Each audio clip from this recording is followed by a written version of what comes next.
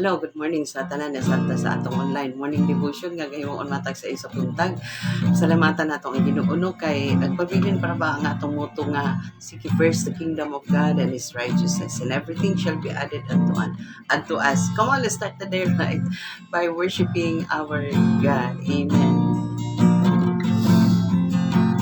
Ikaw ang ginhawa sa kinabuhi, ang akong puso gamo sa matagalaw ning kalibutan. Uban kanimo Jesus, maluluwas ka paglaong ko. Gasawugan ko.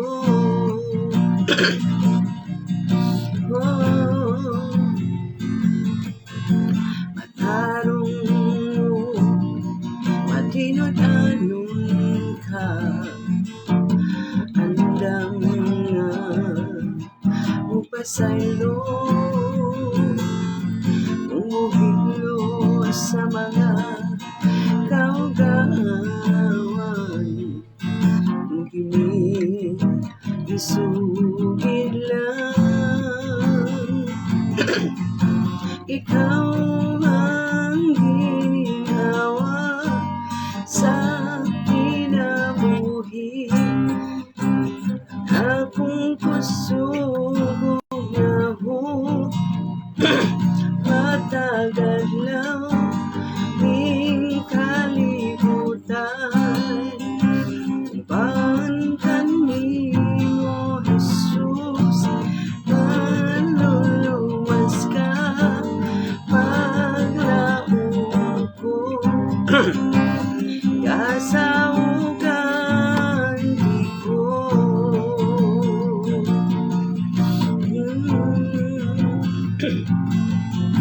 Matarong mo, matinod-anon ka, andam na mupasaylo,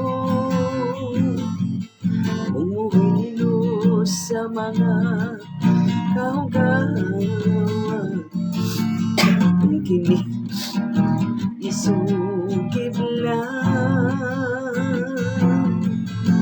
Takos kang pasalamatan, takos kang adaygon, takos kang simbahon sa tanay gayon.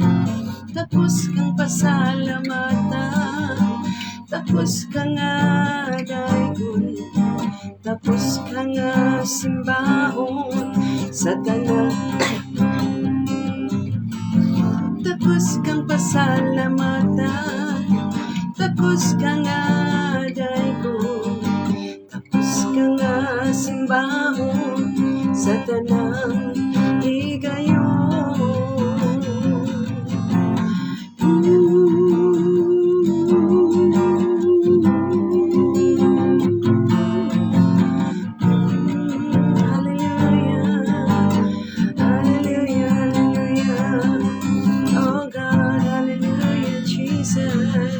We give you praise, we give you glory, O God, we give you honor.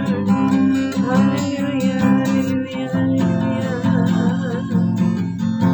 Ikaw ang ginhawa sa kinabuhi, ang akong puso gamo sa matagalaw ning kalibutan. Uban kanimo Jesus, maluluwas ka paglaong ko. Gasawugan ko. Gasawugan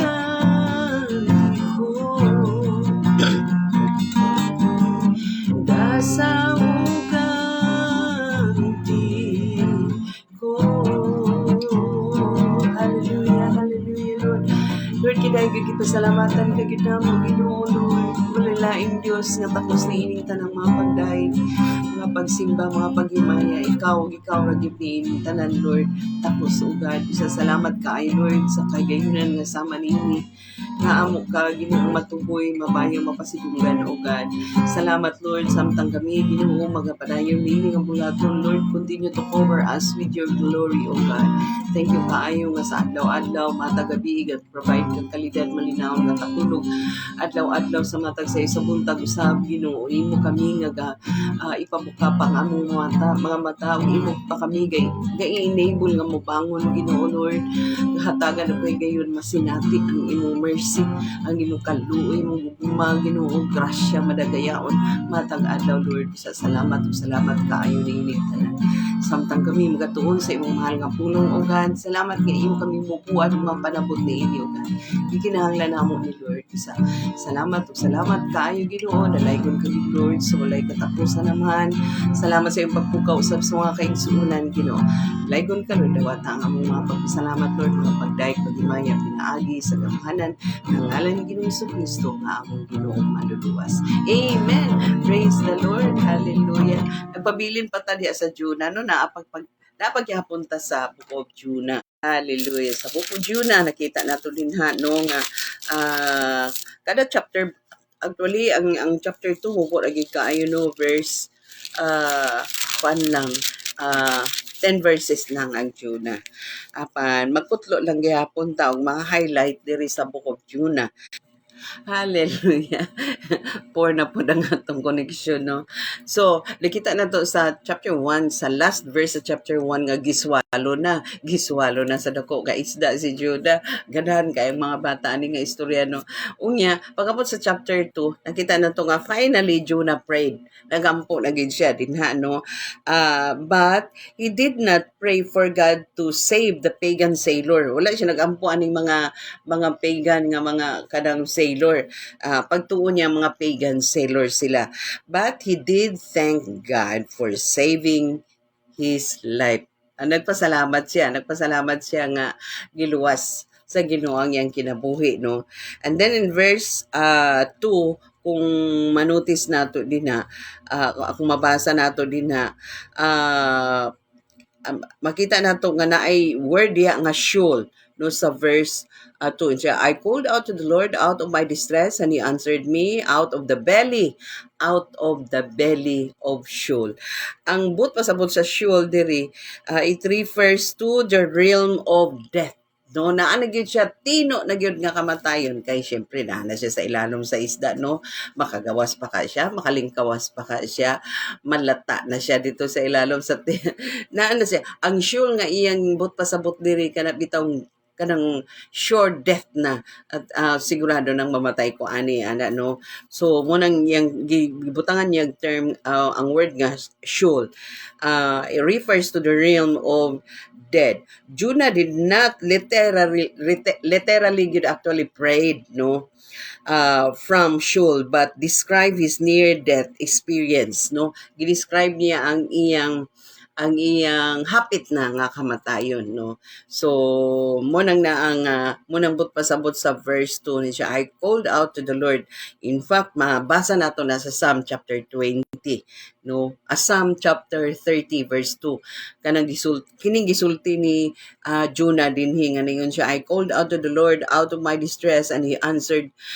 grabe ang mga confirmation sa word of God no from Psalm ang to diri sa Jonah nga gi-mention ni Jonah ni siya nga out of the belly of Sheol I cried and you heard my voice. So na-confirm ni dito sa Psalm chapter 30 no verse 2 nga gi-mention gid ni Jonah. No so muna ikaduha nga butang so to primero nga nakita nato finally Jonah prayed. But he did not pray for God to save the pagan sailor. Wala niya giapil og pray ang iyang but he did thank God. No nagpasalamat siya sa Ginoo giluwas ang iyang kinabuhi. Then second, the word Sheol nga makita nato dinha refers to the realm of death, no? Realm of dead no nga naa na taliwala na hanas sa kamatayon, taliwala sa kamatayon. Then in verse 4, makita na to ang word na ang you cast me. Verse 4. Then I said, I am driven away from your sight, yet I shall again look upon your holy temple. Diha sa verse 3 to 4 na siya no nga gibasa nato. Kay balo si Jonah. Jonah knew, no, very well that God was working so very.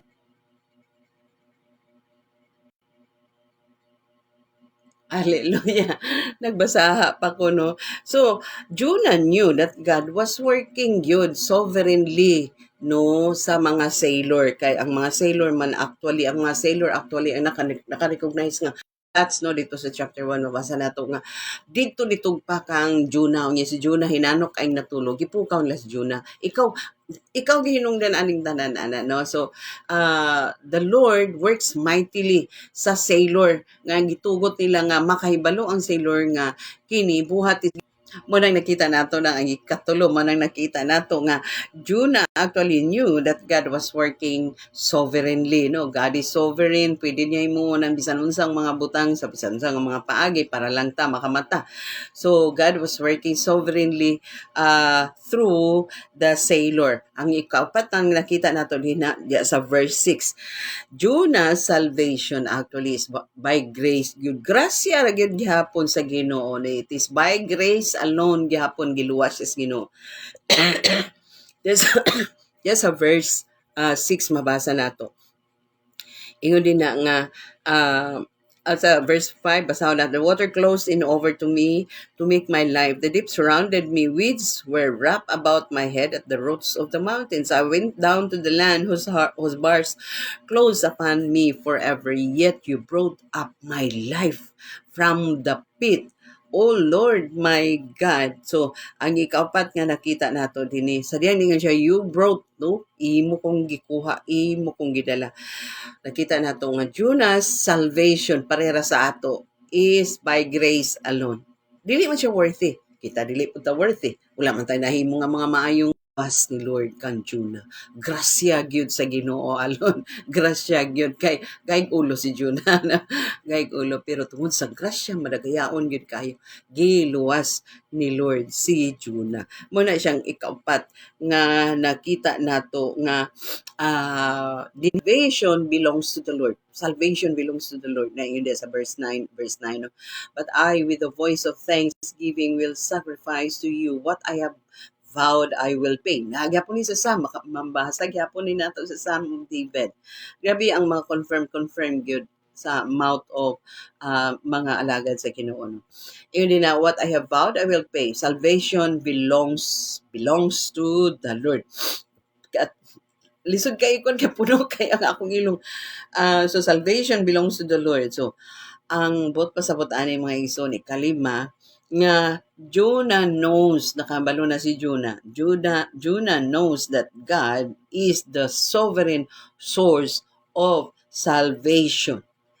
Jonah knows that God alone is the sovereign source of salvation.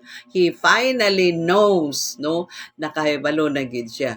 Kung sa verse verse 1 nakita nato nga finally Jonah prayed. Pag-abot sa 9 kay 9 out 10 raman ang pag-abot sa 9 Jonah finally no concluded ibada na to nga Jonah finally concluded no that God is the sovereign source of salvation with there's no other manang manganlan yun nato si Lord nga there's none like you, there's none other God like you kay si Lord rag yun wala nagyulain makatabang kang Jonah during the time sa iyang kahimtang nga naa siya sa taliwala nga hapit na siya mamatay no Ginoo rag yun so he finally conclude that only God is the sovereign source of salvation. Amo nang atong nakutlo gikan sa verse 1 paingon sa verse 10 nga verses sa book of Jonah, Jonah chapter 2. Amen. Now tila tayo nakutlo karon nga dili gyud pwede nga kana bitong basta-bastahon nato si Lord. Dili gyud pwede, especially kay accurate kaayo nakahibalo gid si Juna. Usay makaingon ta nga, lamang ko na kabalo Lord, because there are times nga dili ka ita sensitive, no, dili kay nato nga kahibaluan tingog ba ni Lord nga musunod ba ko dili ana na. Pero si Juna, kuan kayo kanang loud and clear nabatian gid niya ang sugo sa Dios, pero kanang ah, kuan kay siya kanang stubborn kay siya kay tungod kay suko siya sa mga tao sa Ninive. Dunay mga panahon nga suko ta sa mga tao nya dili ta gustong share nila.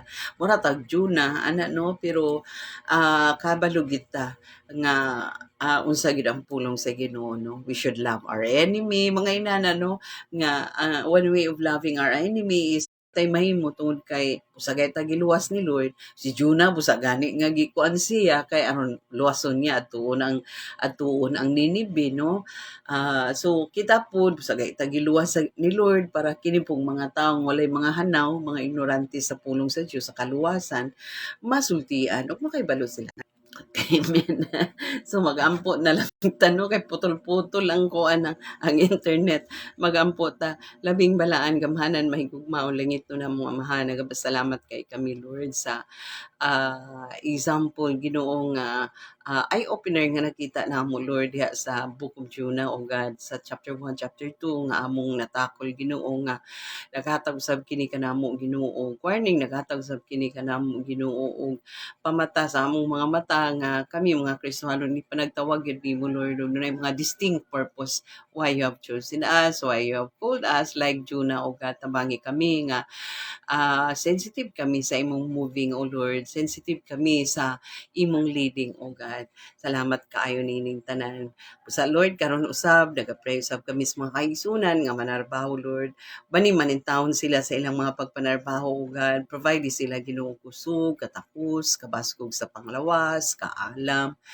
Kahibalo sa imong mahal nga pulong, Lord, that would always remind them, Lord, nga naay pulong nimo nga nagingon, I will never leave you nor forsake you, O God. Salamat ug salamat kayo sa mga estudyante usab, padayon ka Ginoo mag-provide sa ilang mga bayronon sa eskwelahan o comprehension sa ilang mga final exam. Bisan pa man sa mga grade 6 nga mo graduate na karong 29, O God, salamat usab nga imo silang pagaubanan Ginoo. Salamaton kay kami sa imong pagtabang kanila nga nakalampos sila Lord sa primary Ginoo nga pag-eskwela Ginoo sa elementary. Bisan pa man nagpray kami sa mga teacher o God, ikaw sa Ginoo magpanalangin sa mga teacher Ginoo og tudloy sila Ginoo sa kanunay sa pagsandig lang gyud kanimo. Sa mga kaigsunan nga nay mga online nga trabaho Lord, amo sab silang gipray Ginoo nga tudloan sab nimo sila to honor you diya sa ilang online nga trabaho o ikaw magatabang kanila nga makaya nila ang ilang trabaho, makaibalo sila, mamaster nila Ginoo, mahanas sila niya nga trabaho sa online o tudloy sila sa pag-honor kanimo aron ang imong panalangin magauban kanunay kanila. Sa mga kaigsunan usab nga naay mga business nga gipang-manage o God, tuloy sila usab sila sa pag-honor kanimo Lord tungod kay ang kagahuman sa pag-prosper nara gyud diha kanimo o God. Tabangi silang mag-asenso sila as long as they continue to honor you diha sa ilang business. Dalaygon ka Lord sa walay katapusan naman, dawata ang among mga pagpasalamat pagdaig paghimay. Pinaagi sa gamhanan nga ngalan Ginoong Hesus. Amen. Hallelujah. Nisura ka ay puro kay sa atong klima. Praise the Lord. God bless us all until next morning.